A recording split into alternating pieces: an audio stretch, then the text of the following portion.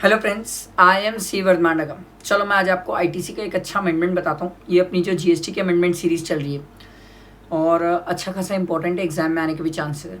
ठीक है, अब ध्यान से सुनना। सर मान लो मैं सप्लायर, आप रिसिपिएंट। ठीक है, मैं अनरजिस्टर्ड पर्सन हूँ और मैं जो आपको सप्लाई कर रहा हूँ उसमें रिवर्स चार्ज लगता है। ठीक है, तो जीएसटी पे करने की लायबिलिटी किसकी हुई? आपकी हुई, क्योंकि आप रिसिपिएंट है। अब दिक्कत कहाँ पर है, ध्यान से सुनना। मैं सप्लायर हूँ, मैं अनरजिस्टर्ड हूँ, तो क्या मैं इनवॉइस इशू कर पाऊंगा? नहीं, मैं इनवॉइस इशू कर ही नहीं सकता। कैसे करूँगा आप मेरे को बताओ सर, मैं तो अनरजिस्टर्ड पर्सन हूँ ना सर। तो इनवॉइस कौन इशू करेगा? आप। इनवॉइस कौन इशू करेगा? आप।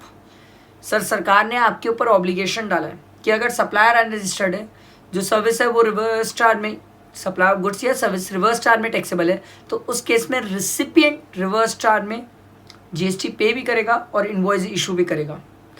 अब एक रिसिपिएंट बोला भैया सब कुछ तो मेरे ऊपर डाल दियो, जीएसटी पे करने का, रिवर्स चार्ज में और प्लस इनवॉइस इशू करने का। अब ये भी बता दो मेरे लिए क्रेडिट लेने का टाइम पीरियड क्या है?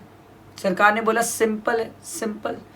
जब आपको पहली बात तो ये समझ लो, आप रिसिपिएंट हो, आपको इनवॉइस कब इशू करना है, आपके लिए टाइम पीरियड कितना इनवॉइस इशू करने का?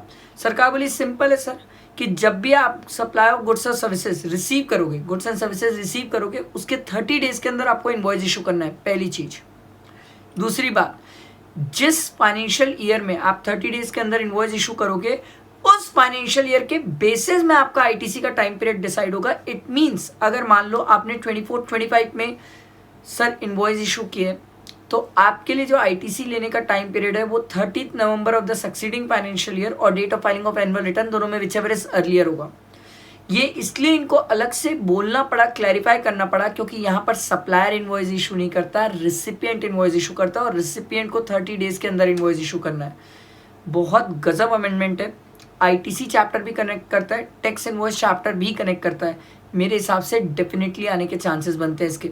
बहुत इंपॉर्टेंट है, ज़रूर इस अमेंडमेंट को अच्छे से समझ के रहना, ये एग्जाम में आने के बहुत चांसेस है। ठीक है, चलो ऐसे ही मैं आपको डेली अमेंडमेंट्स शेयर करते रहूँगा। लाइक करना, फ्रेंड्स को शेयर करना, और मैं आपके लिए नेक्स्ट डे फिर अमेंडमेंट लेके आऊँगा। ठीक है, चलो, थैंक यू।